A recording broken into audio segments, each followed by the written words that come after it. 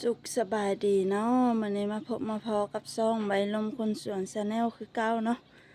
มื้อนี้เฮาสิมาตัดผักส่งให้ลูกค้าคือเก่าเนาะพี่น้องเนาะมื้อนี้เพิ่นสั่งเอาผักสลัดน้ำเฮาอีกเนาะเพิ่นเอา3 โลเนาะมื้อนี้เนาะนี่เฮาก็สิมาตัดให้เพิ่นแต่เช้าเนาะพี่น้องเนาะลูกชายยังพันนอนตื่นเนาะบรรยากาศยามเช้าพี่น้องผักเฮาก็เริ่มงามแล้วเก็บกินพร้อมพี่น้อง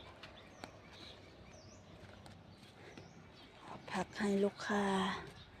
อันนี้เฮาก็สิเอาให้มันหมดเนาะแล้วเฮาก็สิขุดหนานปลูกไม้เนาะผักเฮาว่านก็กำลังออกเนาะ